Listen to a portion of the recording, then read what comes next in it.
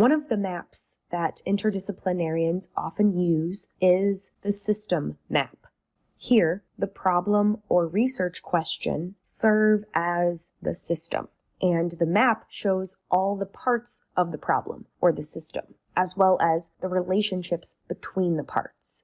Variable A influences variable B influences variable C influences variable D, and variable D influences variable A. Generally speaking, system maps have two key elements. First, they contain a comprehensive portion of the phenomena relevant to a problem. Second, these maps contain lines, arrows, text, symbols that indicate how the phenomena are related to and how they influence each other. There are two types of system maps that we might use. Causal loop diagrams help identify how topics are related. Stock and flow diagrams help us visualize the stages or the process involved in a complex system.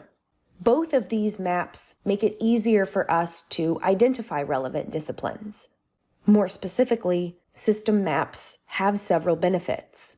They help us clarify which part of the problem is being studied by which discipline, and prioritize relationships within the system to identify those that are most important. We simply cannot cover everything, and so we often have to prioritize what will be the focus of our research. System maps also help us understand why a system behaves the way it does. Finally, these visualizations can help us identify overlooked disciplines and overlooked systems, ones that we didn't initially perceive to be systems. The mapping process may illuminate the notion that our problem is part of a bigger system that other disciplinarians might study. That connection to other people's research is extremely important in interdisciplinary studies. Communicating these connections to the interdisciplinary community can help other interdisciplinarians in the work they do. Here is an example of a causal loop diagram. The phenomena or aspects of the problem are labeled with text: driving, air quality, immigration, population, jobs. The lines with arrows illustrate causal relationships.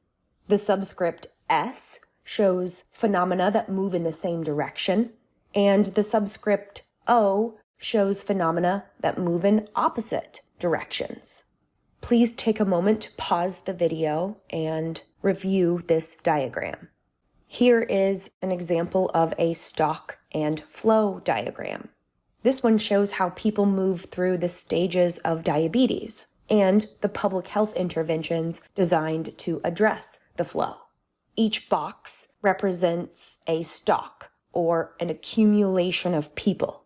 The first stock is people with normal glycemic levels. The arrows represent the flow or relationships between various stocks. The first stock of people can become people with pre-diabetes and vice versa. This back and forth relationship is depicted by the two arrows moving in opposite directions between the first two boxes on the left.